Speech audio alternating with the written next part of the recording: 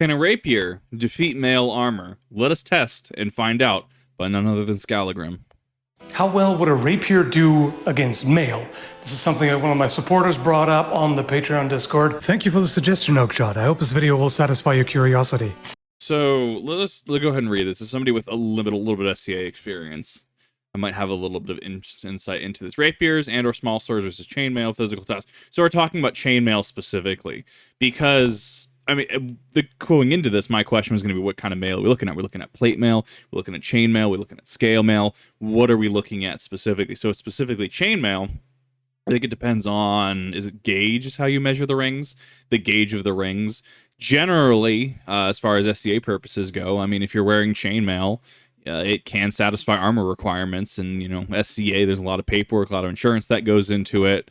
So if we're talking about, you know, a general setting you would find yourself in, maybe going to a group, you know, sparring, you know, making sure rules are in place, etiquette is observed.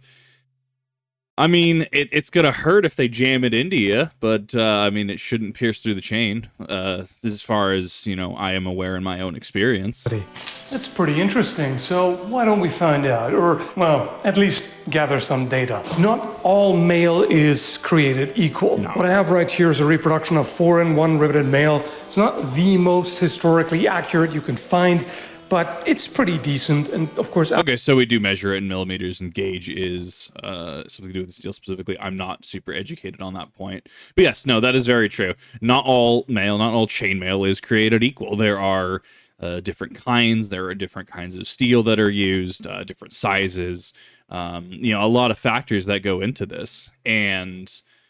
So some might be more puncture resistant when it comes to a rapier, where some might be less puncture resistant, and it all depends on what you got. It's similar to the right tool for the job, right? If you have to deal with plate mail and you want to maximize your effectiveness, don't you bring something like a war pick or a hammer? Meanwhile, if you're against leather armor, is the hammer still going to be the best option? Are you going to bring something like, you know, maybe like a mess head or something like a longsword, right? Even a Zweihander, if you're so inclined, use it like a pole arm. Many things to consider.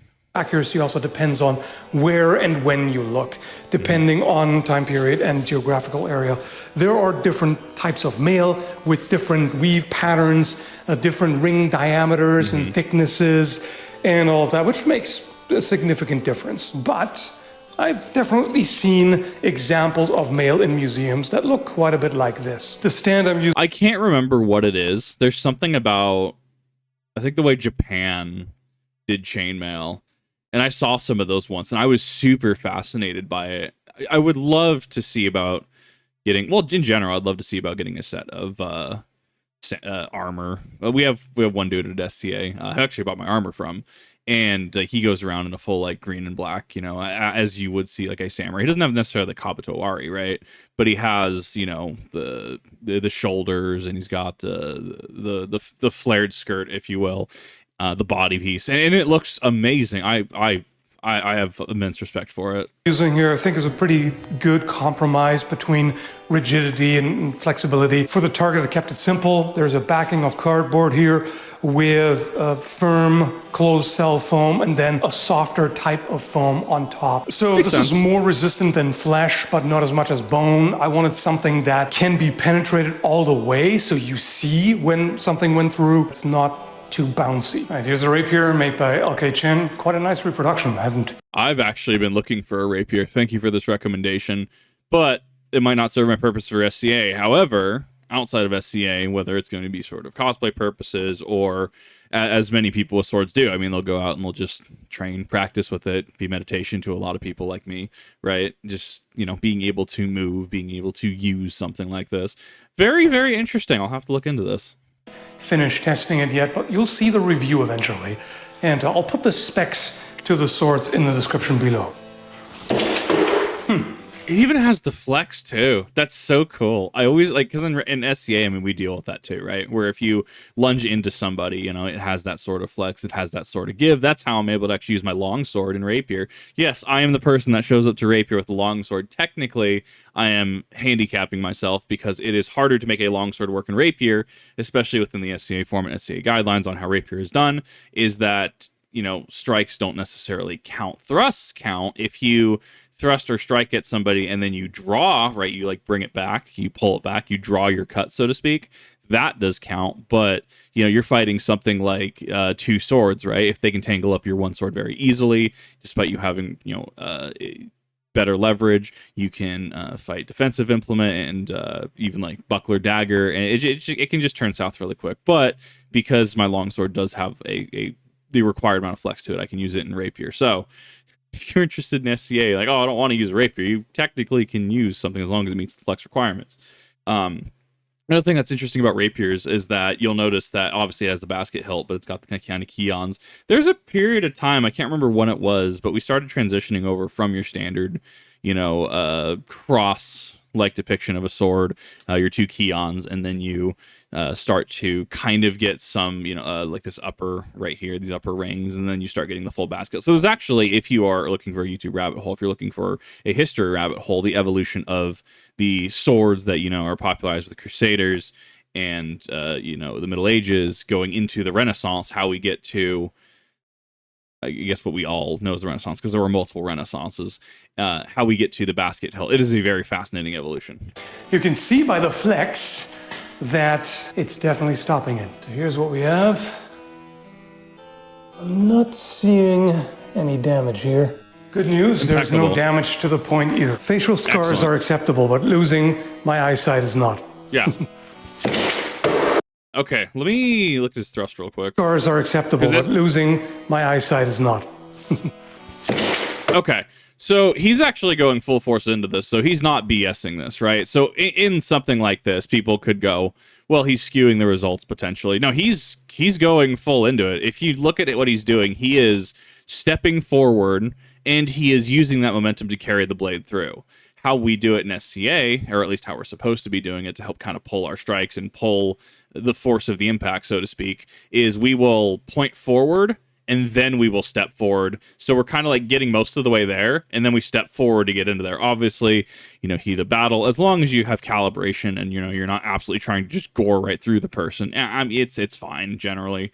But how we kind of do it and how we train to do it, at least here in Arnhold, is that we will get most of the way there and then we will thrust on in. Like we will step on in to finish the thrust. That way, you're not having all of this momentum going straight into a single point into your target.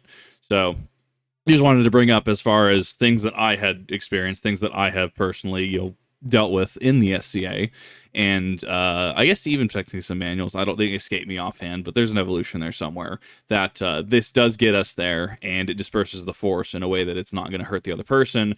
Skallagrim, to get the best results, is going full on with this thrust. He is stepping into it and following through with that blade in one tempo, which is, I would argue, to maximize his force. Okay, that went a little bit further.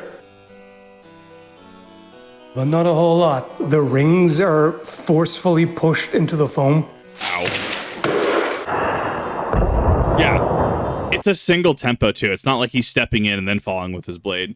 It's that this is a single tempo, a single action is stepping forward, and this, you can see the force, and then start rebounding to, when it hits the wall, when it hits the post, right? It starts to bend the blade.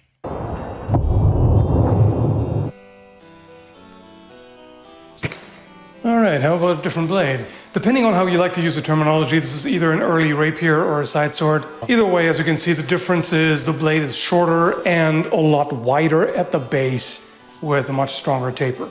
I actually kind of like that. I'm actually super into that. I would use something like that.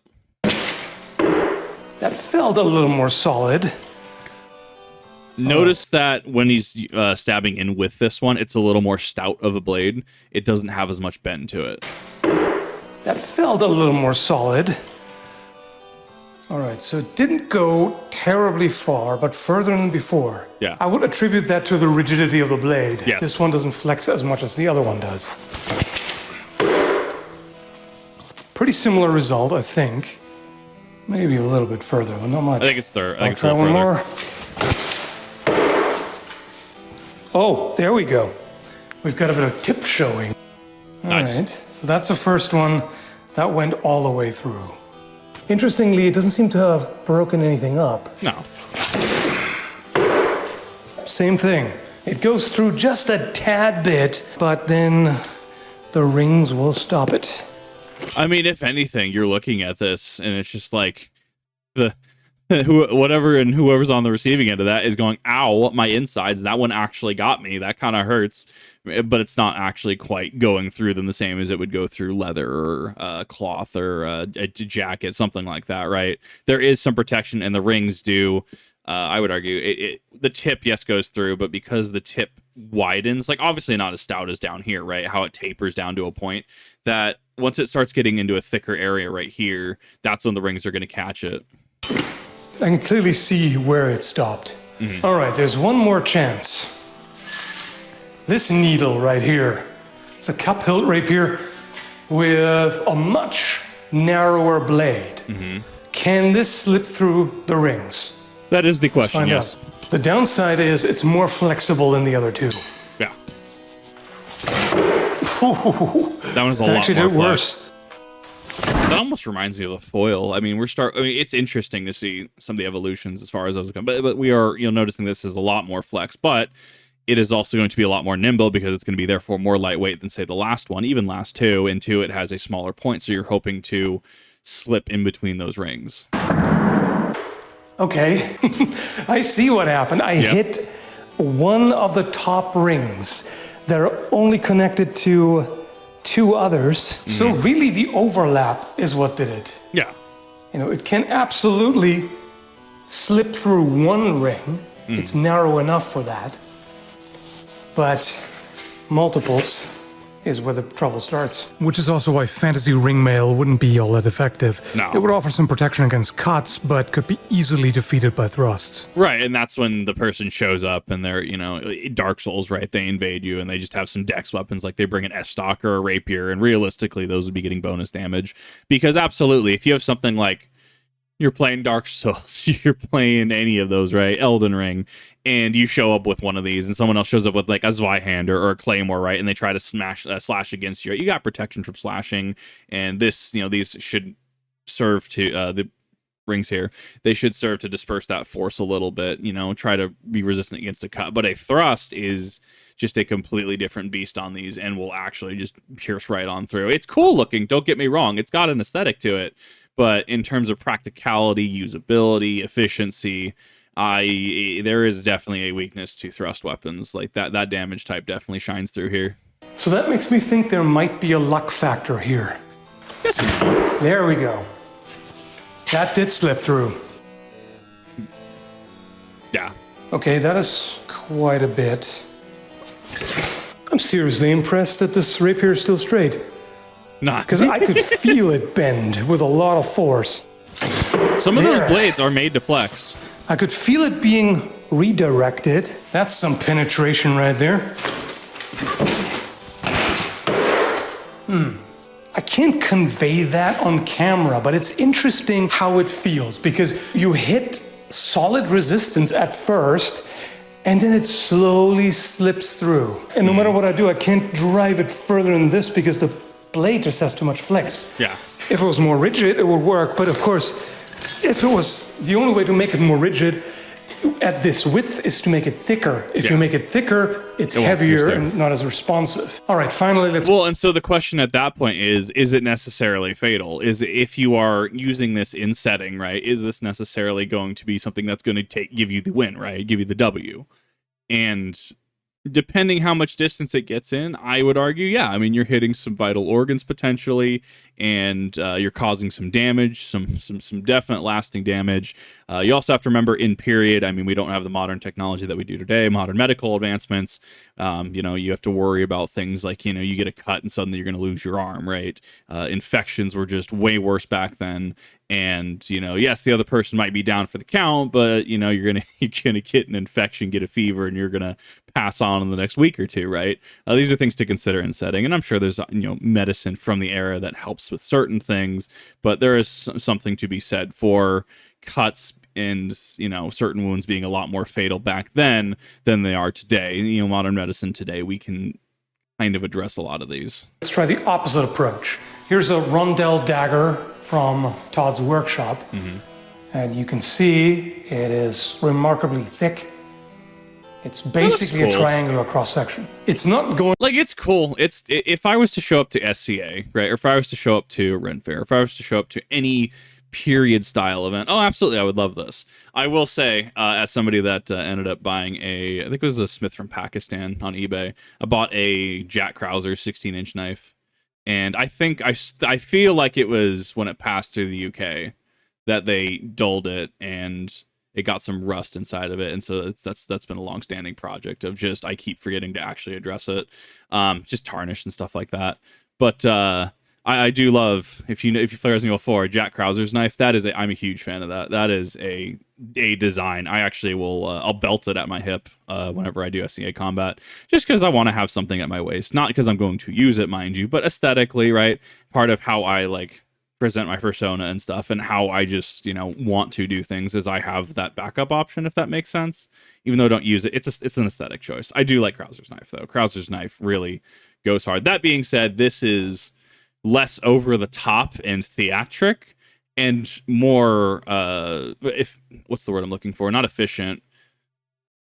Practical. It's more practical, I would argue. Going to just slip through a ring. It's going to get in there and break it open as it enters, if you put enough force in. And with this, you can, because it's so thick, it's just not going to break. Well, that's something not only you're using for combat, right? If you're going to cut an apple, you're going to cut your cheese, you're going to maybe slice off some ham or something like that, right? Some pork, right? This is something that is a multi-purpose tool. It's not just for combat. It has some practical utility. You just got to make sure you're taking care of it. See how that goes. Yeah, major difference. Yeah. Look at that. Like, that wasn't even that much power.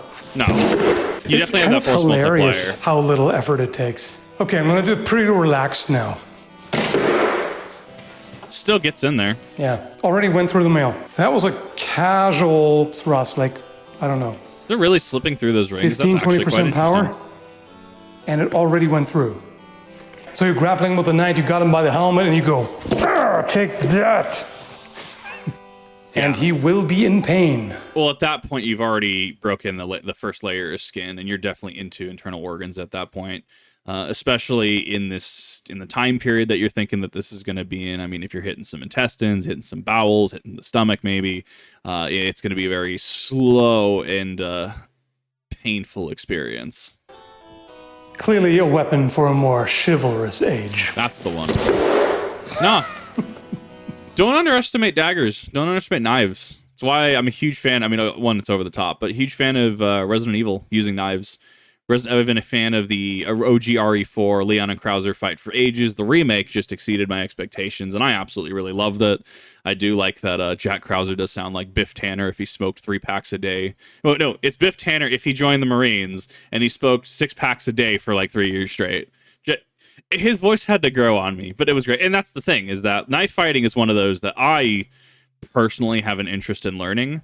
It's finding ways to, one, do it safely, two, finding the people to do it with, three, making sure, I mean, I guess Cold Steel has some variants of that, or realistically you get some sticks and you can put some paint on them or something like that. And I think I hear that there's some sticks that the Marines end up using. I've been sent a video I need to react to in regards to a combat critique on that.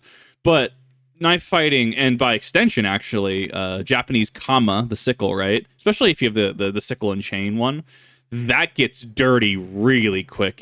At that point, it becomes, you are fighting for control of the situation, and you need to make sure that your opponent's blade is accounted for. And it gets rough and it gets dirty really quick. It is, I would argue, different than something like Rapier, where, I mean, in really any other longer form of sword, right? Where if I am, say, fighting a rapier versus a long sword, right? Okay, I have to be cognizant about the long sword being able to have as much leverage as it does. I can try and bait it out. I have to make sure I stay out of his measure, wait for him to either feint or make his move, take care of his blade, and then I have to step in, close the gap, come into measure, and I have to make sure that I hit them. I have to tag them, if you will, as far as SEA is, because it's just a glorified game of tag, and I like it. It's very good at what it does. Knife fighting that's a different beast, and that almost gets a little more personal, if that makes sense, just because you are so close and you are grappling with each other and you are trying to find what openings you can and you're trying to pivot left and right. And yes, sword fighting has this too. there, and I'm sure there's somebody that can enlighten me in the comment section in regards to some of the finer differences between knife and dagger combat and longer forms of combat. Almost, yeah. we might as well go all the way and finish it off. Yeah, how you feel about that? That's a power play. That makes me think I want to give this blade another try, because it's got the right idea in that regard. This is also just sword things. We start doing one thing, and it'll be, okay, we'll just do 3 things. And then it ends up we just try the whole arsenal at that point. I have actually Final Fantasy XIV Xenos, how he just shows up with his glorified golf bag of swords. I'm definitely going to be doing that at some point. Just walk out. It is the most SCA thing I've seen. Just walk out into a tournament. Just you have a golf bag, and you're just like, yes, I will use this sword this time, right? 100% the aesthetic that I'm going for. The blade is more rigid, and it tapers quite a bit. Oh, that one made it. There we go. Would you look at that? I think my lunge was just suboptimal. Seems like I drove it a little bit harder with the passing step and more arm action. Yeah. Okay, let's see what I can do with this with the same technique. That's too flexible. Mm-hmm. How about this one? That was there it is. Brilliant. There is more power in the passing step than in the lunge, at least the way I do it. And maybe somebody who has better technique in the lunge can do. I think part of it could be hand position. I think part of it could be how you're rotating the blade, or how what position you're holding it. Like for Rapier, right? How you have your high one where your nails are facing down this way, which is 2. When you're facing at somebody, nails to the left, which is 3, and then nails up on this side, which is 4. It could be, that could go into position as well. There could be a number of things with that. It almost seems like the passing step is because it's probably just more rigid, if you will. Like a lunge, you're kind of fully committing to the action. With a passing step, you are, yes, moving with it. It might just have a more solid time, a more consistent and solid motion, if you will, is how I can read that. But I mean, I'm very curious in regards to analysis on this, in regards to passing step versus lunging, what people with many, many decades and years of experience on me would have to say about that. Drive more, but for me, it's actually easier to do it this way. Interesting. Good thing I tried this. That adds a little bit to the conclusion of the video, doesn't it? Yes. Unless I've hit an area that was already damaged by the dagger. Let me try that again in a fresh spot. Okay, I've now reversed it. So this entire section here is not damaged. Nice. Yeah, that thrust will get there. It's a technique thing as well as blade shape and all that. Interesting that it makes this much difference. Because I was on the right side here, I kind of want to do the same on the left side. Yep, I can feel the difference there too. Mm-hmm. So how does this tie into the historical background? Well, mail had its heyday in the early Middle Ages, where everyone who could afford it wore it, even covered head to toe, if possible. Legend. And then over time, you see the addition of more and more solid protection. And then in the 14th century, you see a solid breastplate worn on top of mail, and then more and more plate protection for the limbs. In the 15th century, you see full suits of plate, where mail, for the most part, is only used to cover the gaps.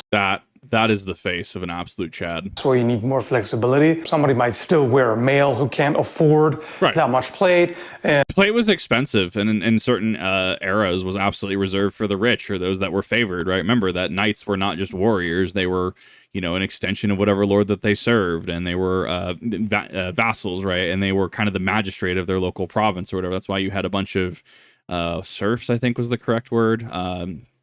People, peasants, serfs underneath that knight that, were the farmers and that dealt with certain affairs and stuff. And then up to the knight who, kind of was the magistrate over that section of area. And then, they would get called into war or what have you. And then, but it was expensive. And thus, that's why in certain areas you had knights with all of that plate, and others didn't necessarily have access to that kind of armor or that level of protection, which is also interesting to consider that the evolution of the firearm almost kind of invalidated plate to a degree. And there's other things that led to that, absolutely. I mean, you kind of see a de-armoring during the Renaissance as well.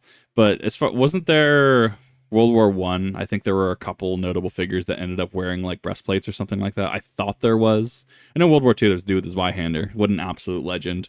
And it just became too expensive. Like, part of it is a logistical and financial issue because, you know, why are we up armoring these people when, you know, from X amount of feet away or meters away, you know, they can just take us out, so to speak, right? And so the evolution of arms and the progression of warfare, the advancement of technology did lead into armor kind of being obsolete. And we kind of see this in modern day as well, where it's not necessarily about up-armoring something to the umpteenth degree, but it's about making something as aggressive as possible. You see this with, you know, modern tactics. You see this with Blitzkrieg. You see this with lightning warfare, that kind of thing, where you have just overwhelming, outright aggression to just stomp through any sort of resistance that can be mounted.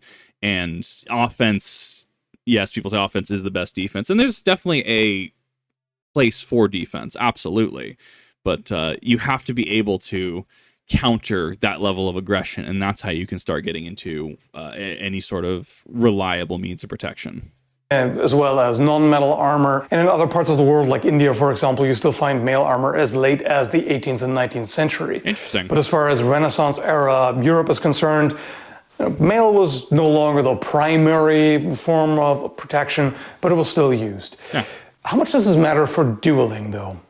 Not at all, really. Because in a rapier duel, you would not wear armor unless you're a cheater. There is something that I remember reading, an account of a duel, which I cannot find the source of anymore, where the blade of one of the duelists broke off honor in the body of the opponent, and he then accused his opponent of wearing hidden mail.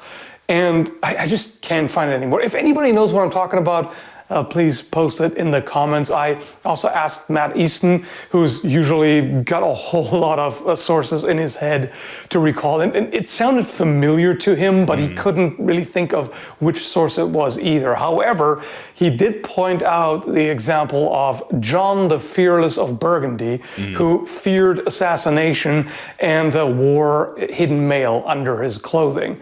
Which makes sense. And I also do open up the invitation. If you do know what this source is in regards to a blade breaking off, if you are aware of this source and can cite it, I definitely encourage you to reach out to Skallagrim in the video and comment that, or even on this video, make sure you comment that. But I would definitely recommend you head over to his video to cite that if you know what he's talking about. Which didn't protect him from actually being assassinated in 1419. And of course, you wouldn't be able to wear a padded jack or gambeson under the mail, because at that point you look like a tire guy, and it wouldn't be very concealable. Yeah. If you think you're fighting an unarmored duel, there's really no need to put that much force into the thrust, because a rapier blade has no trouble penetrating the human body with relatively little force involved. You wouldn't expect to have to put that much extra force into it. So can a rapier defeat mail? Yes. Yeah. Does it always? No. It depends on the mail primarily, also on the rapier blade, but it depends a lot on the type of mail and particularly the ring diameter. The smaller the diameter of the rings is, the higher the chance of stopping the rapier, because the blade just won't be able to slip straight through a ring. It has to break them open. Yeah. So basically, smaller diameter, thicker gauge rings would be quite effective. Anyway, hope you found this interesting, and kudos for sticking around to the end. I'm going to put up the longer ad-free version of this video for Patreon supporters and YouTube members. The link is going to be in the description if you want to support the channel and get these sorts of extended cuts and bonus content and access to a Discord server and live streams and all of that good stuff. Anyway, thanks for watching. Take care, folks. I keep forgetting that people, actually it makes a lot of sense. I keep forgetting creators and stuff will actually put their Discord behind like Patreon and stuff, which is not a bad idea. It's really not. I kind of have a public Discord server, and that's led to a few interesting interactions. But generally, I mean, it's been pretty neat. Yeah, totally. One longer version of this, more Skallagrim, more cool content like this. well, what are you sitting around here for? Definitely go check out Skallagrim if you haven't. If this is your first Skallagrim video, you have stumbled across an amazing creator, one that I followed for a number of years, and one that I have a lot of respect for, and want to make sure that he has continued success on YouTube, because realistically, he is just next level in my opinion. I have immense respect for him. He makes a lot of really cool content, and YouTube wouldn't be the same without him. So definitely go check him out if you haven't. But what are your thoughts? Do you know what that citation is? Do you know what he was referencing in regards to the blade breaking off in somebody? Do you have that citation? Do you know what story that is specifically? What are your thoughts on rapier? Do you think specific rapiers would work? Do you think that specific rapiers from certain areas would work? Do you think that there's benefit to going larger gauges and smaller rings? Do you think that's going to increase weight, decrease weight? What do you see the cost benefit analysis of that being in regards to a duel? And generally, any interesting sword facts and stuff that you want to share. But that'll be all for this time. Thank you for watching. Definitely go check out Skallagrim if you have not, and I will see you in the next one.